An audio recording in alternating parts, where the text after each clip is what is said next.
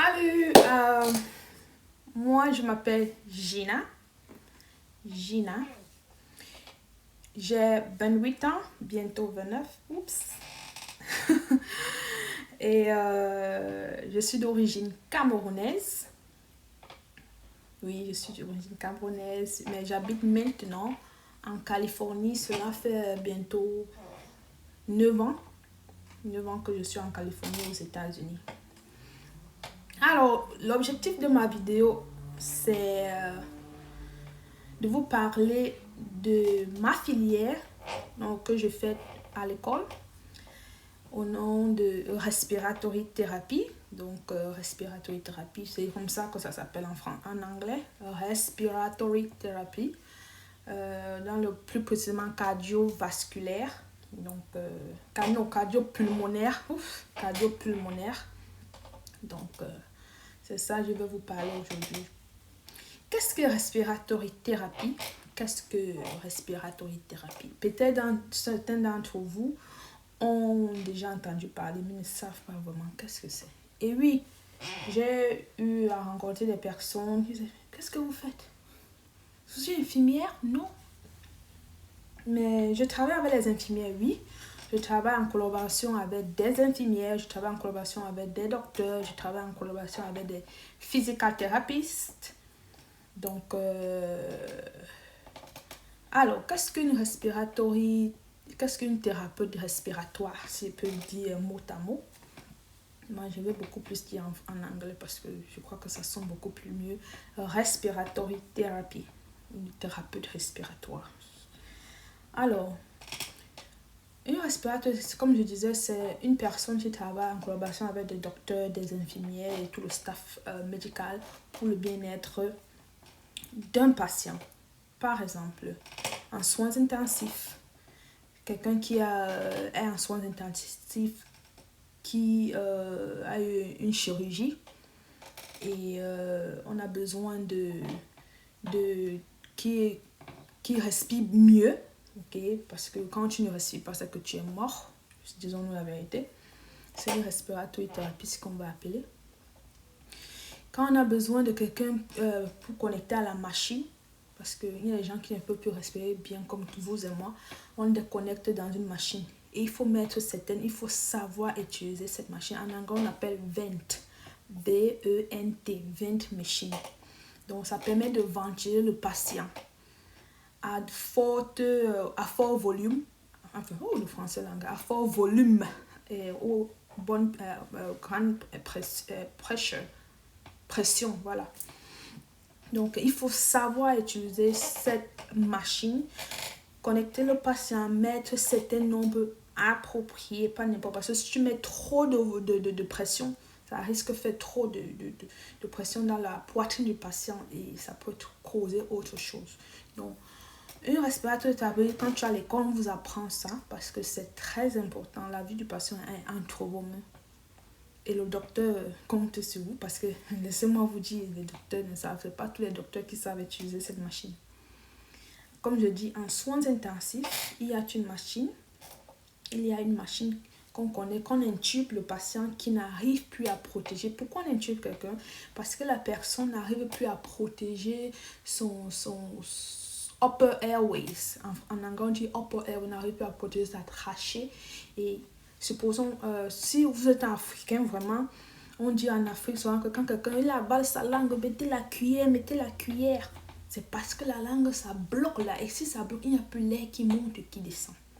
Et pour éviter ça, parce que si ça bloque, le patient n'arrive plus à respirer et ça cause la mort.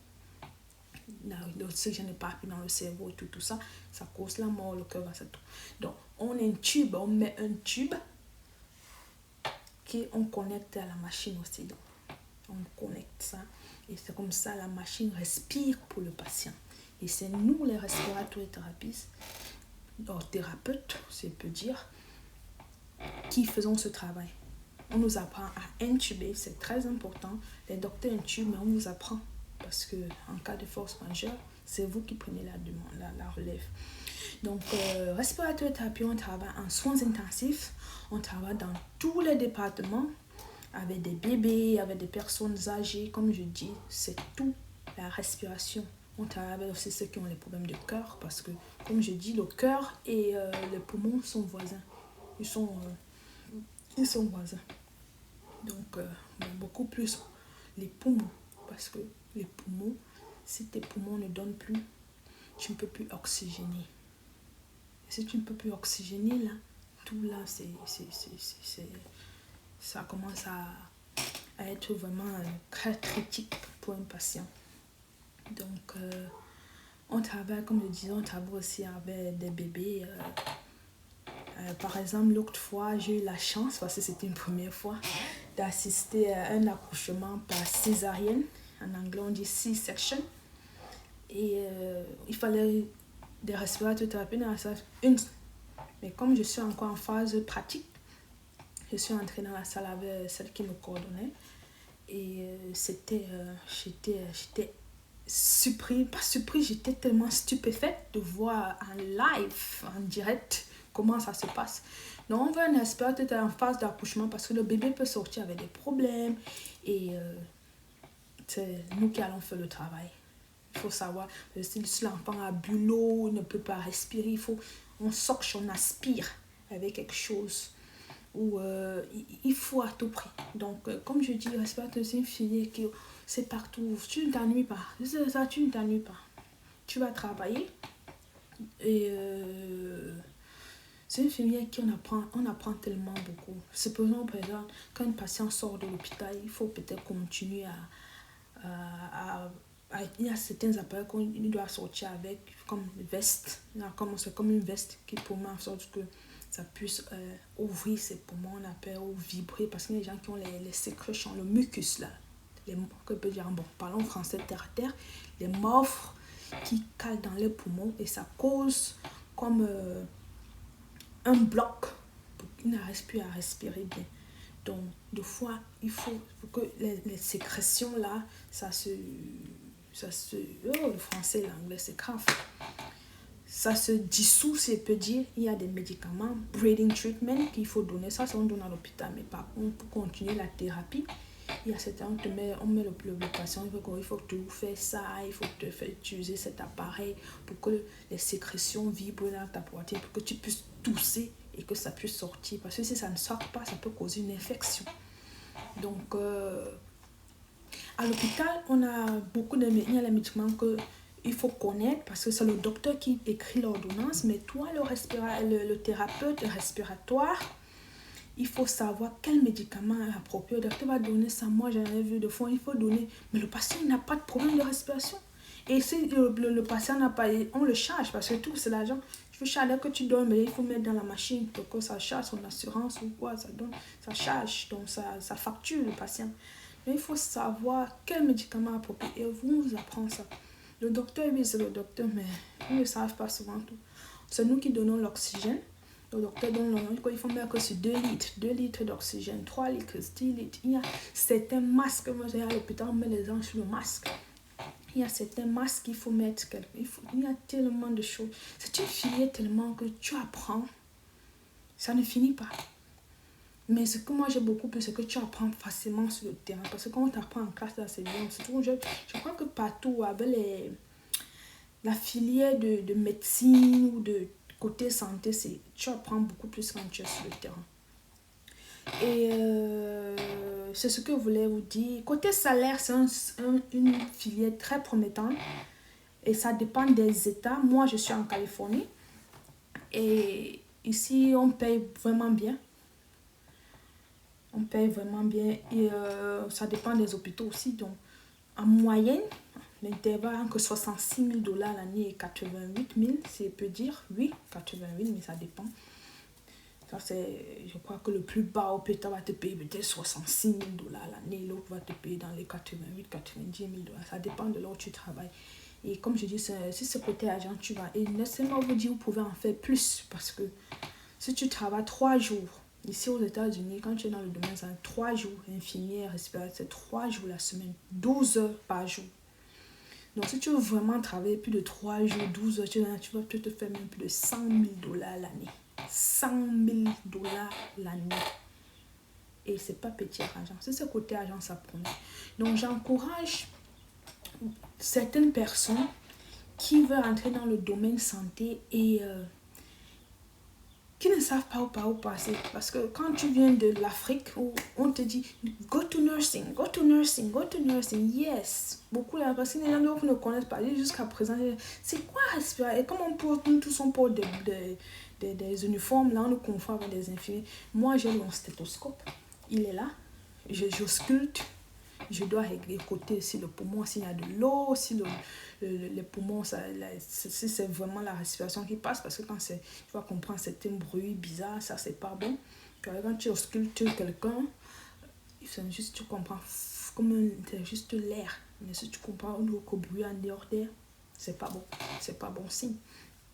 Donc, ceux-là qui ne savent pas par où commencer, qui ne savent même pas quelle filière, peut-être qu'ils ne veulent pas la nursing parce que peut-être comme peut-être en Californie c'est difficile d'entrer dans le nursing, c'est faisable mais c'est difficile, ou peut-être qu'ils ne veulent pas juste aller. Moi j'ai certaines personnes qui disent que ma mère dit qu'elle ne doit pas faire do anything, do everything but don't go nursing. Ils ont leur raison, peut-être, je sais pas. Moi, j'encourage les nurses, c'est bien. Moi, je suis très positive. Tout tu choisis, moi, je te bénis avec. Si c'est ça que je fais, j'approuve.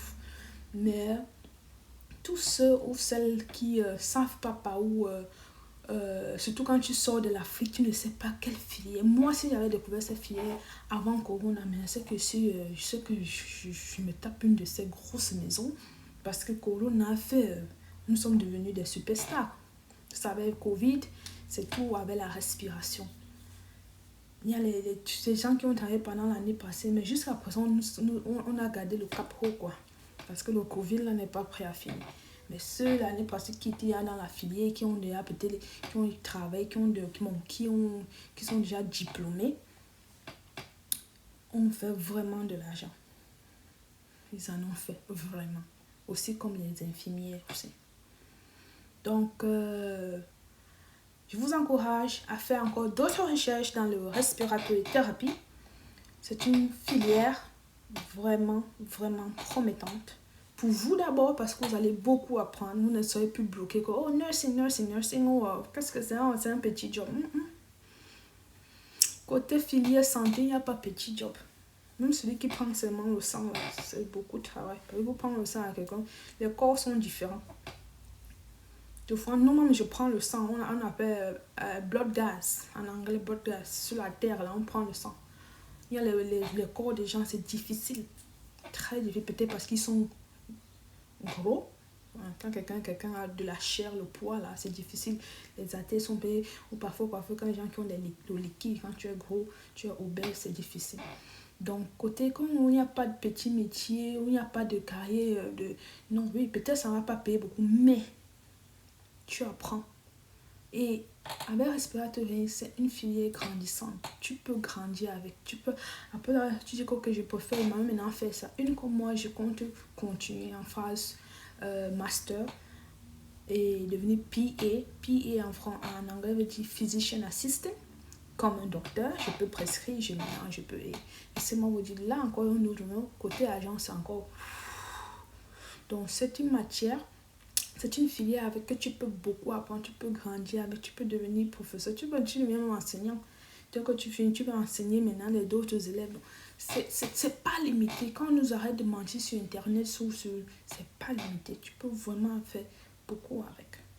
Donc, je vous encourage à aller visiter d'autres pages, où tu fais des recherches, mais c'est une filière très promettante et enrichissante.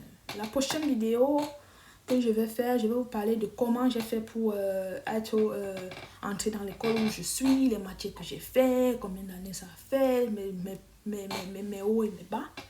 Donc, j'espère que vous avez aimé la vidéo et je vous dis au revoir et à prochainement.